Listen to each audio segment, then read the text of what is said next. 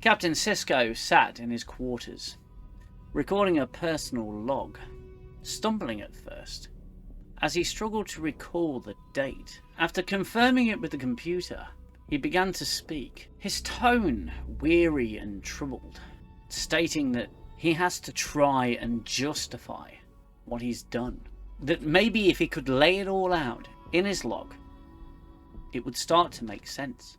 He would start to see where everything went wrong, where he went wrong. Beginning with the first relevant memory, he takes us back 2 weeks prior, where he describes posting the weekly casualty list from the war with the Dominion. A list showing the names of all the Federation's souls that had been lost or declared missing. It's become something of a grim ritual for him to post that list every week, and it's not something that he enjoys doing.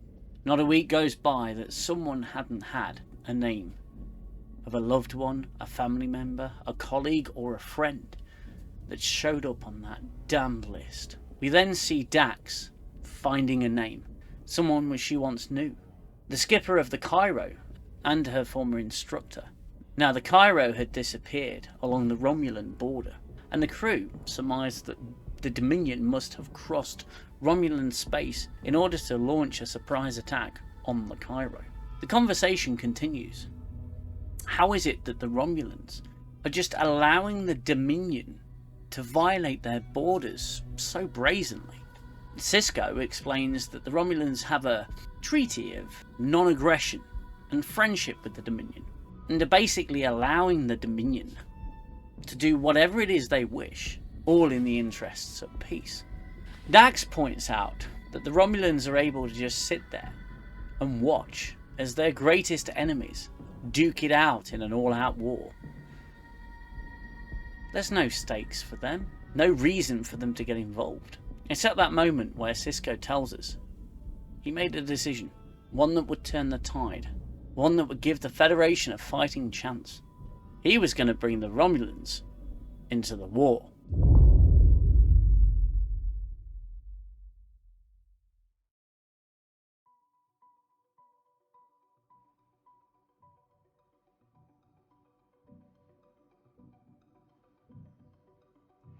Driven by the desperation to turn the tide of the war, Sisko decides to take matters into his own hands.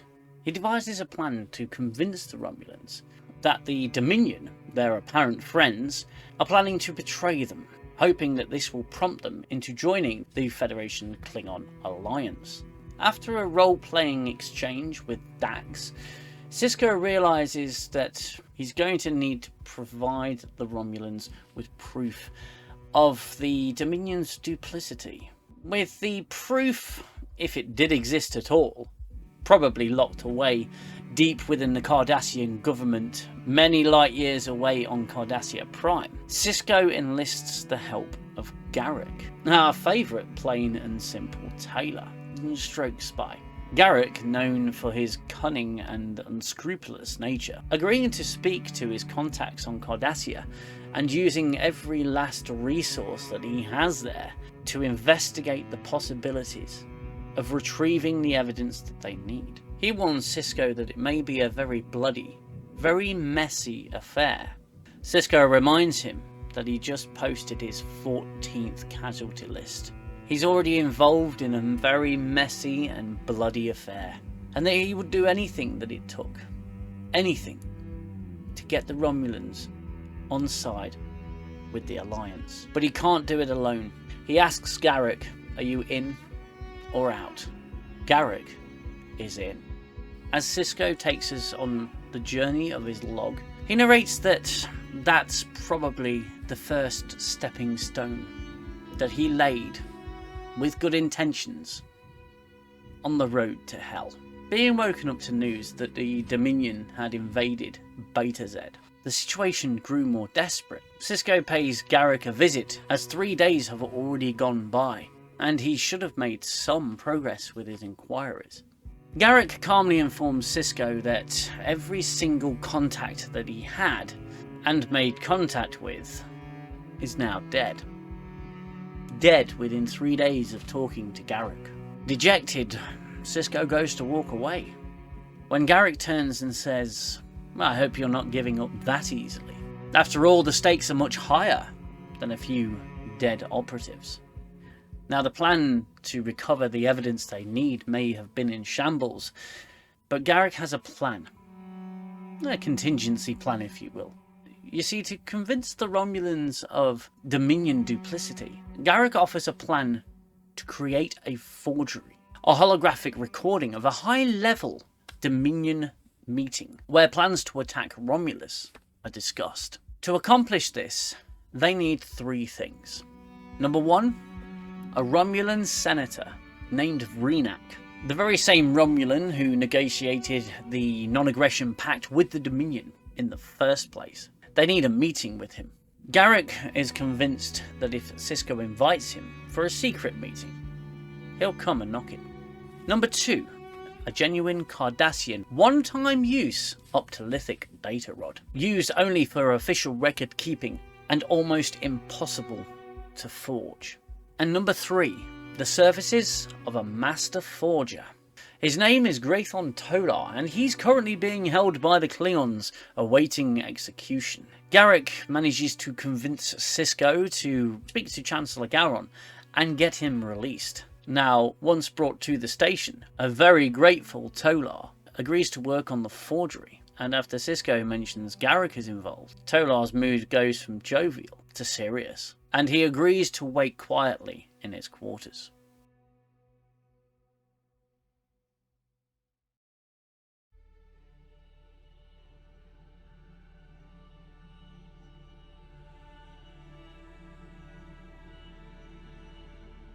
The reality of the risks that Sisko is taking begin to hit home when Tolar, under the influence of a lot of alcohol, stabs Quark and nearly kills him. Now, Sisko, finding himself now bending the rules, reluctantly agrees to a bribe with Quark to drop the charges against Tolar, as any record of Tolar being on the station would at this point undermine Sisko's plan. The bribe pushes the boundaries of acceptability, even for Sisko. Quark thanks the captain for restoring his faith in the 98th rule of acquisition. Every man has his price. This makes Sisko feel much worse. The first moment of real doubt sets in, which is quickly quashed by yet another casualty list. Further complications arise when Garrick informs Sisko that the only individual that can get their hands on a genuine one-time use optolytic data rod is only willing to take payment in the form of biomimetic gel, a substance which is controlled very strictly by the Federation and not for sale at any price. After considering the lack of options that were available to him, and briefly considering calling off the whole plan, Sisko agrees to get hold of a smaller amount than is required. Garrick's pretty certain that the amount is negotiable.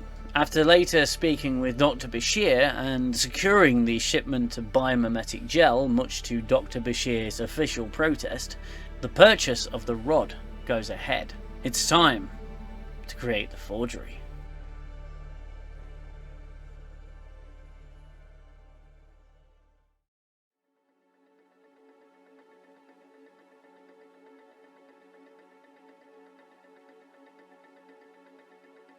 Tolar's forgery seems near perfect. A briefing on Cardassia, with Weyoun and Damar discussing the invasion of Romulus.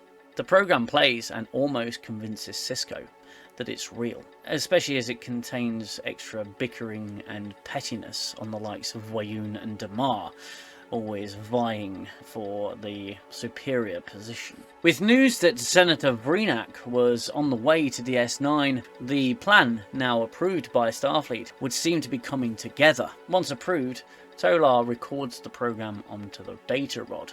He tries to leave thereafter. However, Sisko gently informs him that once the recording is accepted by the client, then and only then would he be allowed to leave. If it's not, He's going to send Tolar back to the Klingons and tell Gowron to take his time while they execute him. Tolar is ordered back to his quarters, only after hearing chilling words from Garak. "I'll pop by later to say hello." With the forged recording complete and Sisko's arranged secret meeting with Vreenak imminent, Garak informs Sisko that he will be gently perusing and snooping around the Senator's shuttle. Sisko doesn't like this, but tells Garak in no uncertain terms, "Don't get caught." Vreenak, known for his suspicion and mistrust, but most of all his disdain for anything remotely Federation, arrives on Deep Space Nine with all the arrogance befitting someone with his political advantage. Sisko knows that he has to play his role carefully. He has to convince this Romulan senator of the Dominion's duplicity and the authenticity of the recording he's about to present. Vreenak, shrewd and calculating, states that he will obviously need to test the authenticity of this evidence that Sisko has presented. Sisko leaves and plays the waiting game. If the plan didn't work, all would be lost. The weight of what he was doing and the consequences of his actions was starting to get a little heavier. Hours later, Vreenak calls Sisko back.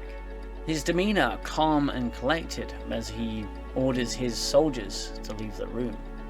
However, it turns suddenly cold and furious. He holds the data rod up and declares with ire, "It's a fake." The words hit Sisko like a physical blow.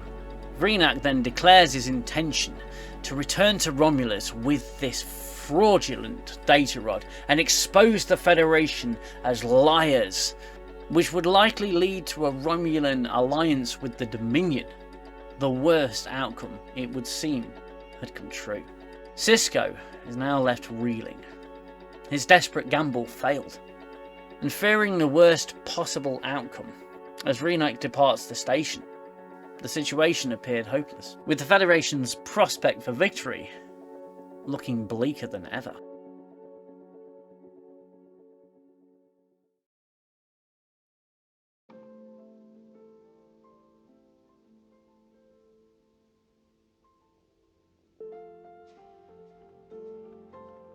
The next day, as Sisko once again posts the 15th casualty list, news arrives that Vreenak's shuttle had been destroyed in an explosion whilst en route back to Romulus. Initial reports state that the Tal Shiar is looking into the explosion, investigating, but preliminary reports all point to Dominion responsibility, leading the Romulans to suspect that the Dominion assassinated Vreenak because he had proof of Dominion duplicity and betrayal and the plan to invade Romulus.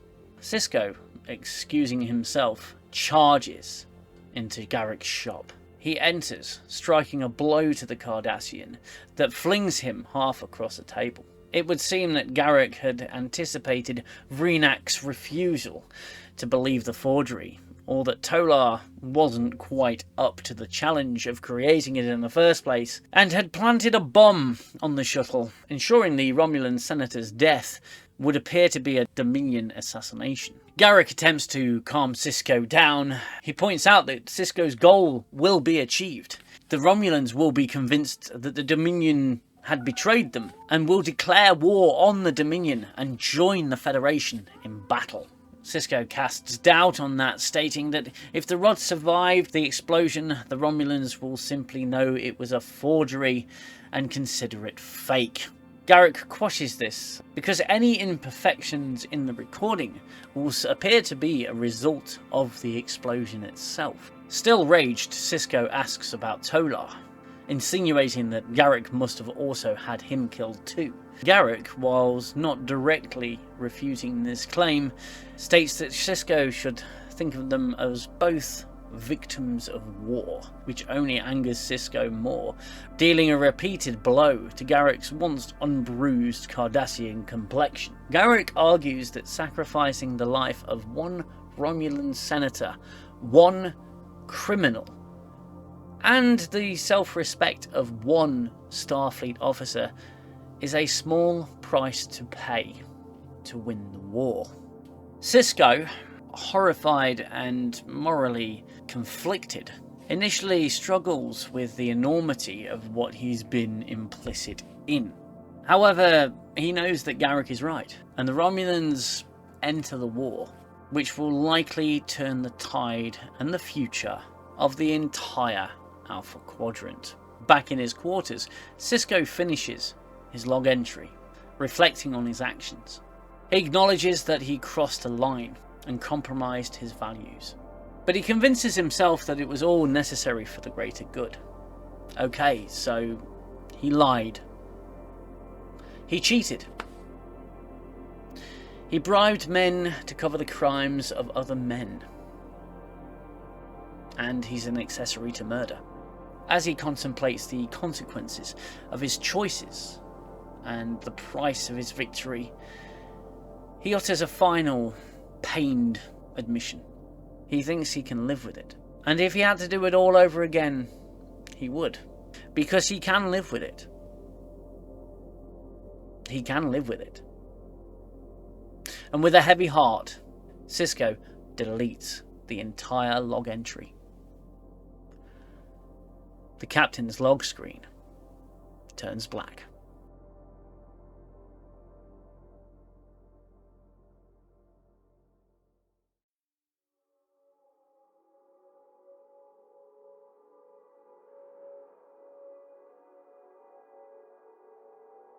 Now, In the Pale Moonlight is probably one of my favourite episodes of Deep Space Nine. Heck, probably even my favourite episode of the entire Star Trek franchise. My little description of what happens in the episode will never ever do this episode justice. However, it is a powerful exploration of the moral ambiguity and the compromises that can be made in times of war. It challenges the idealism often associated with Star Trek, presenting a protagonist who sacrifices his own principles for the greater good. The episode is notable for its dark tone and its exploration of how far one might go when the stakes are high enough. The central theme of the episode is the ethical compromise that Sisko makes to secure the Romulans' entry into the war. That's his focal point. Now, throughout the episode, Sisko wrestles with his conscience, ultimately justifying the actions by the greater good that they achieve. Now, this presents a stark departure from the usual moral clarity in Star Trek, forcing viewers to question whether the ends truly justify the means, especially when those involve deceit, manipulation, and murder. The episode highlights the brutal realities of war, especially the toll it takes on those who are tasked with making decisions that affect countless lives. Sisko's desperation to change the course of the war is palpable, and the episode paints a vivid picture of how war can force individuals to act against their principles. Sisko's journey in this episode is a descent from a man who upholds Starfleet's ideals to someone who is complicit in forgery, deception, and assassination. His integrity is slowly eroded as he becomes more deeply involved in Garak's plan. And by the end of the episode, he's left questioning whether he can still consider himself a good man. This erosion of integrity raises questions about how much a person can sacrifice before they lose their moral identity entirely. Sisko's role as a leader is central to the episode. He's not only responsible for the lives of his crew, but his actions would have far-reaching implications for the survival of the entire Federation. This immense pressure leads him to make decisions that he would have otherwise found unthinkable. The episode explores the loneliness and isolation of command, as Sisko ultimately has no one to turn to and must bear the burdens of his actions alone. Sisko's character is deeply tested in this episode. It shows his willingness to cross ethical boundaries for the greater good. This makes him a more complex and human character, capable of making decisions that are not purely based on idealism, but are also grounded in the harsh realities of the situation. His final act of deleting the log entry symbolises his acknowledgement of the darkness within him, even as he tries to erase all evidence of it. Garak serves as a catalyst for Sisko's moral decline. Unlike Sisko, Garak operates in a world where morality is flexible, and the ends always justify the means. Garak shines as a character who fully understands and embraces the moral complexities of the universe. He doesn't deceive himself about the nature of his actions. Instead, he accepts them as necessary evils. Garak's pragmatism and ability to manipulate situations to achieve his goals make him one of the most intriguing characters in the series, and probably one of my favourites. He serves as a dark mirror to Sisko, showing what happens when one abandons idealism entirely. Now in the Pale Moonlight is a pivotal episode that challenges the foundational principles of Star Trek. Traditionally, the franchise has been built on a vision of a utopian future where humanity has evolved beyond greed, corruption, and moral compromise. This episode, however, suggests that even in such a future, the darker aspects of human nature can still prevail when the stakes are high enough. The episode also reflects the broader narrative arc of Deep Space Nine, which is more serialized and morally complex than the previous Star Trek series. The show frequently deals with the consequences of war, occupation, and political intrigue, making it a stark contrast to the more episodic tone of the original series and the Next Generation. This episode is an extremely well-written and masterful exploration of the moral ambiguities that arise in the fog of war. It challenges the viewer to reconsider the idea of absolute morality, and forces us to confront uncomfortable questions about the nature of ethics and leadership, especially during wartime. The episode's lasting impact on Star Trek is a testament to its powerful storytelling and its willingness to venture into the darker corners of the human experience. It will remain one of my most beloved and favourite episodes of a franchise that I dearly love.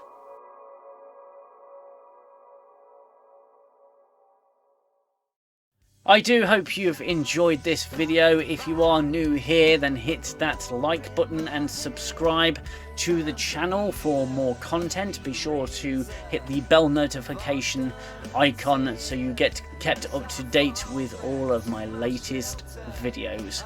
That's all from me today. I want to say a big thank you to all of my subscribers. Thank you to you watching. You all look after yourselves, you look after one another, and I will see you in the next video. Take care. Bye bye for now.